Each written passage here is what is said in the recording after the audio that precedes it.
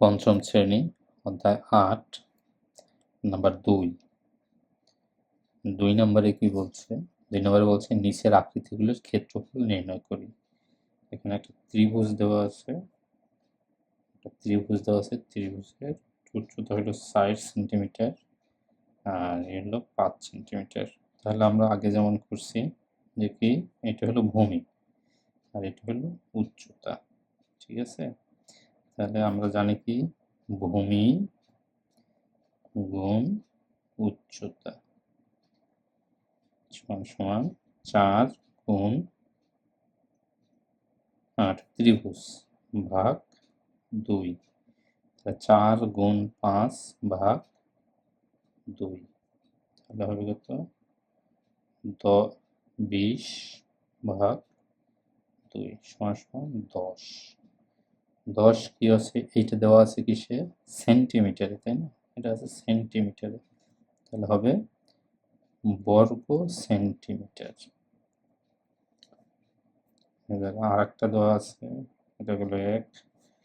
২ নম্বরে দেওয়া আছে কি, আর একটা দেওয়া আছে এই এই এইরকম একটা, এটা আছে ৯ সেন্টিমিটার আর উচ্চতা দেওয়া আছে ৬ সেন্টিমিটার। আমরা জানি কি, আমরা জানি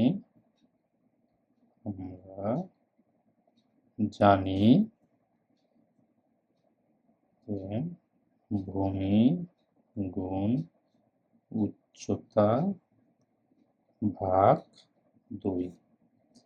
ভূমি কত? ৯ সেন্টিমিটার গুণ উচ্চতা কত? ৬ সেন্টিমিটার ভাগ ২, তাহলে কত হলো?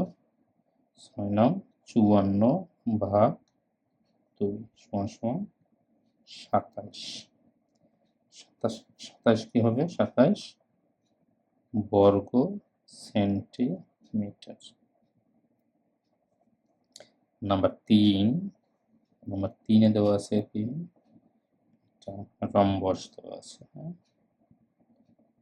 রম্বস দেওয়া আছে, এটা আছে ৫ সেন্টিমিটার আর এটার উচ্চতা আছে ৬ সেন্টিমিটার।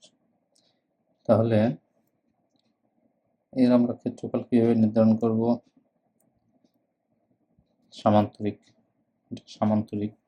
আমরা জানি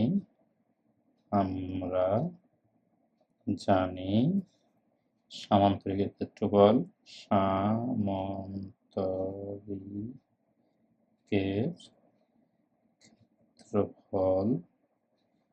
সমান ভূমি গুণ উচ্চতা।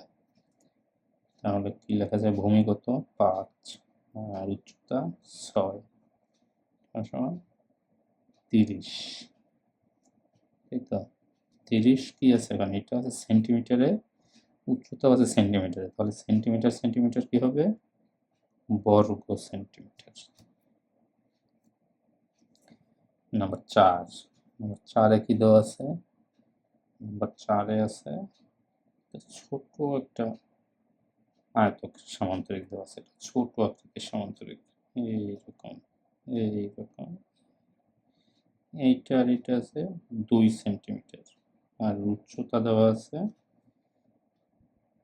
১০ সেন্টিমিটার। তাহলে আমরা জানি সামান্তরিকের ক্ষেত্রফল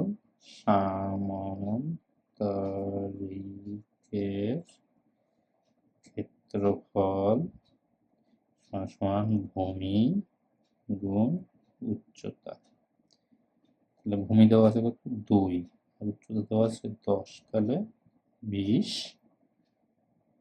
বর্গ সেন্টিমিটার। ঠিক আছে, থ্যাংক ইউ।